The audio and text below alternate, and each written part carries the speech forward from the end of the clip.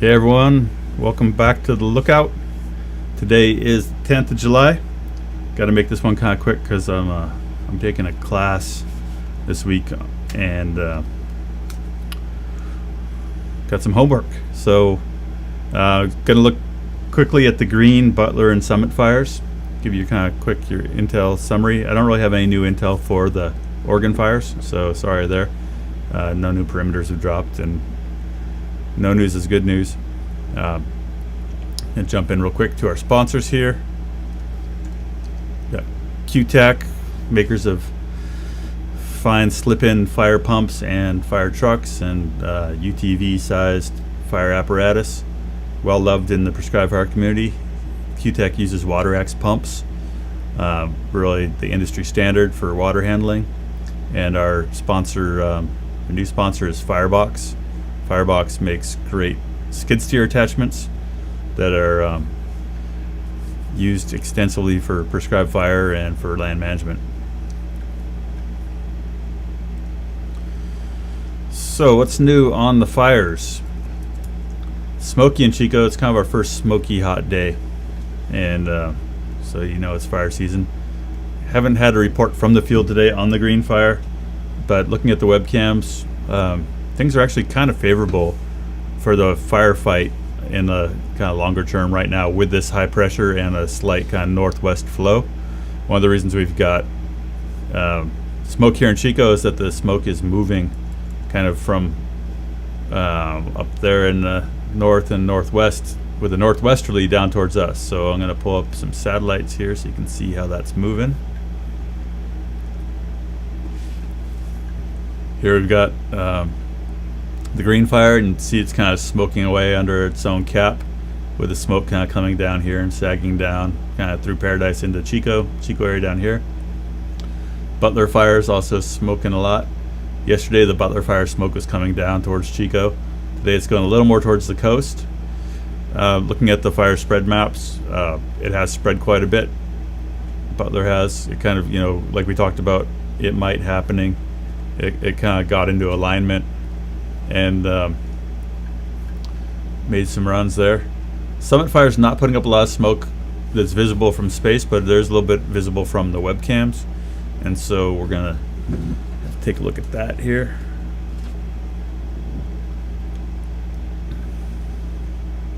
So as we've talked about with this high pressure sitting in, it just caps the fire, and the smoke kind of hangs out in there. So if we look at the Round Mountain webcam here from say the last say 6 hours, you can see that kind of northerly flow, and that the fire had a lot of kind of air on the up canyon side, but it was smoking itself out headed to the down canyon. You can see from the dark smoke that it's burning pretty well in the kind of down canyon section of the fire. So that's through the afternoon. That's the last 6 hours. And if we look at the progression of the map, this imagery here was captured at 2 o'clock.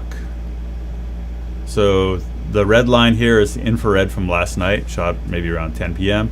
And the yellow is kind of scattered heat. So usually what we see when we see yellow is cooling off, red is the most active fire, and then pink is what's new between like 10 p.m. So like 14 hours of spread or something. So I think what's interesting about this heat map is it really shows you how these fires are just kind of actively kind of spreading in most directions, which is kind of common for this country. And I just want to kind of make this outer line a little less obnoxious. Not that I don't like pink, but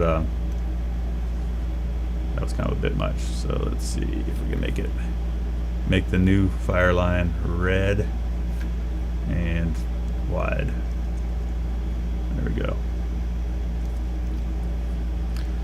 So you can see the new spread is actually kind of down this ridge,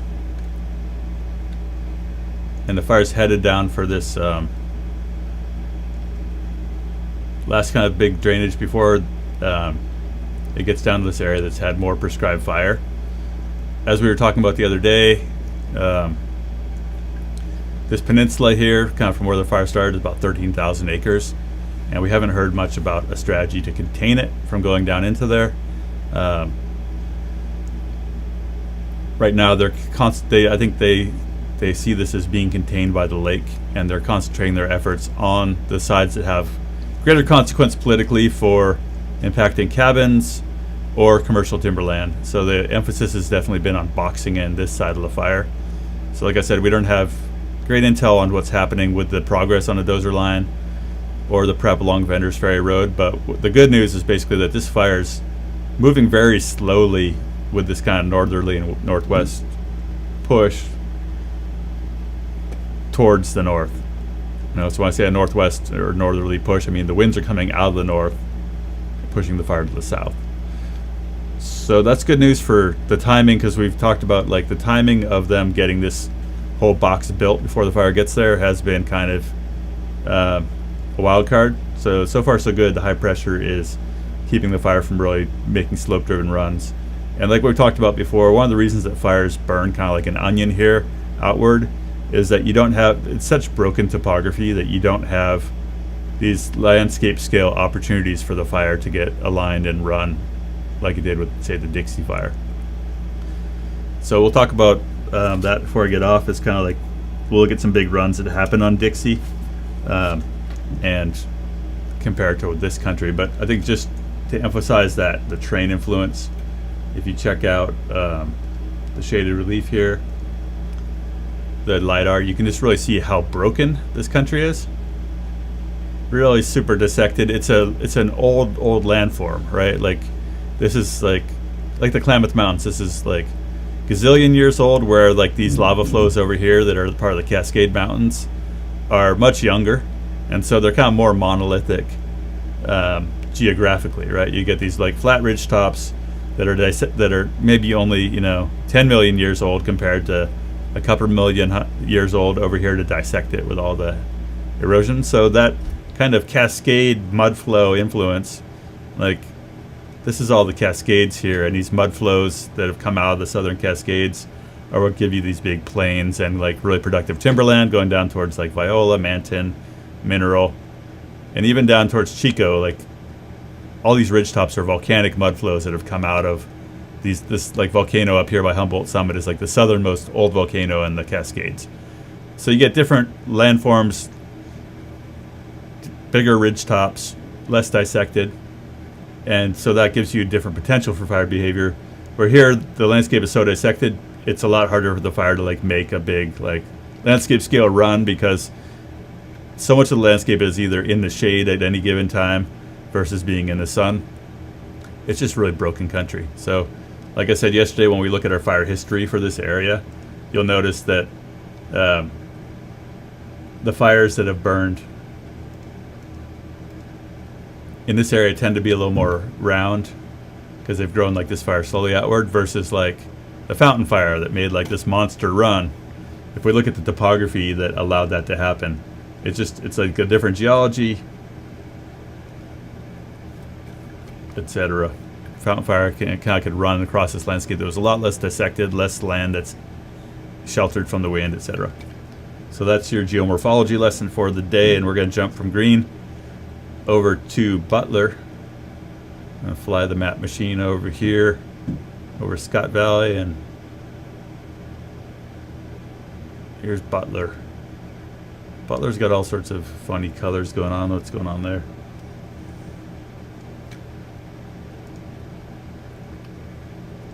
Possible heat. All right, so yellow's cooling off, red is the hottest areas, and then the red outline is the current fire perimeter. So you can see from this that this fire didn't grow substantially between midnight last night and 2:30 p.m., but it likely is doing some stuff this afternoon.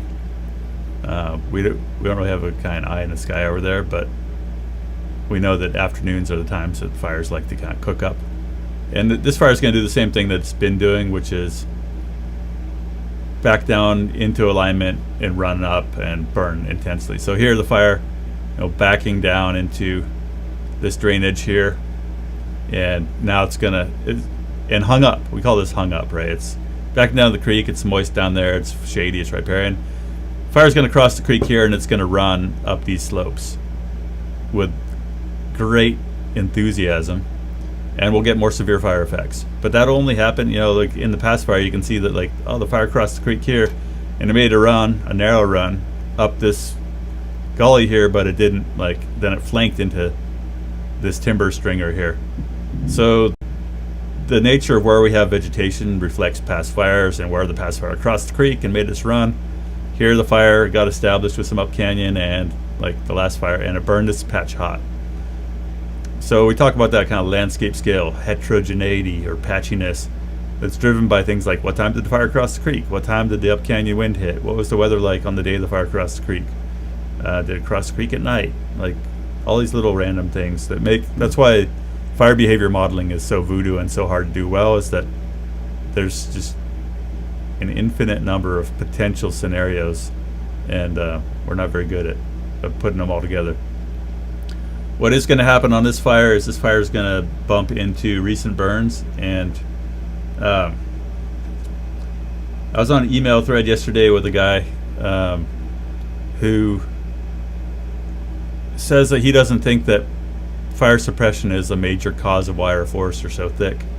And I'm rarely at a loss for words, but I'm at a loss for words how anyone who is a forester who spent time in the woods or has been around fire could think that putting out all the fires on the landscape wouldn't turn it into a thicket. Anyway, this fire is going to get out here, and it's going to bump into the Boise fire that has burned now twice in the last 11 years. And so we would expect the fire to either really, really slow down, or it depends on how much grass is burning out in here. But obviously there's this area that's burned twice has less fuel than this area that hasn't burned at all. And it has a lot less trees too. So as we've been talking about in the big picture, this fire is surrounded with areas that have burned in the last 5 years. That's going to reflect its potential for, burning all summer or not burning all summer. So that's what we got on Butler. Continues to spread, 0% containment. It's going to continue to back. It's going to continue to run. Be interesting to talk about later and look at the fire effects. For now, one of the biggest impacts is smoke on everyone. Over here is the Summit fire we've been talking about. This fire spread a bit in the last 24 hours. It spread yesterday afternoon, and this area was hot last night. This is the area that we've seen from our Facebook propaganda, etc., that was super painted with air tankers. So fires continue to spread through there, and the fire hasn't spread that much here between like midnight last night and this afternoon. But now it's burning a bit on the webcam. You can see it's kind of putting up a little bit of a teeny header. That's probably this part here that was burning this afternoon, just kind of burning out these stringers up here. It's possible this fire will spot over into some of this kind of rocky scrub. That's what's been happening each time the fire makes a slope-driven run out of there. They've been able to contain all these little spots that have happened each time. This fire, as it runs out of here, it's going to be spotting into, if it does spot, into some really sparse, rocky high country, and that stuff will probably get picked up. A lot of this brush doesn't even probably want to burn right now just because of the live fuel moisture. So if we look at this fire, Summit on Fort Jones camera, this is the last couple hours, starting about 4 p.m. So here's a little column here, putting up a little mini header. Good news regarding all these fires in the Klamath is that this class I'm taking is I'm taking it today is on writing burn plans, and one of the participants is Patty Grantham. And Patty, many of you may know her name. She was the forest supervisor on the Klamath starting in 2007. She was there for a lot of their epic, massive mega fire action in the 2000s, late 2000s, early 13s. So I thought I'd just real quick, for Patty's sake, turn on, this green layer. All the stuff that's burned in green happened while Patty was on the Klamath. And the Frying Pan Fire, the Happy Camp Complex, a lot of heavy duty things happened on the Klamath while Patty was there, and she was the boss. And so she's going to be on the lookout. I'm interviewing her tomorrow afternoon after our class, And so if you got questions for Patty, email them to me. But I'm excited to talk to her. She's got an incredible perspective on managing a national forest. She moved from the Klamath on to be the National Director of Fire and Aviation for the Forest Service. So there's few people in the world, I'd say, that know the ins and outs and also the things that make it so hard for us to use fire in a place like the Klamath. So fortuitous, good timing. Really excited to have Patty on, and so make sure you check that out. So that's about all I got. Got to go meet up with my class, but we'll keep you posted. I don't think we'll have Patty on live tomorrow. I'm going to try to interview her tomorrow afternoon. I want to thank the sponsors again because they're making it possible, and we're recruiting new sponsors. So if you want to be a part of keeping the lookout running, support these vendors. Let them know that you heard about them from the Lookout, and check out our website, lookout.org. I took yesterday's report and summarized it here on the Lookout. It's got a lot of the details from yesterday, and it's got the maps too. So if you don't have a chance to watch the whole broadcast, we usually try to get these summaries with maps up in the evening or late into the night, depending on how much is going on.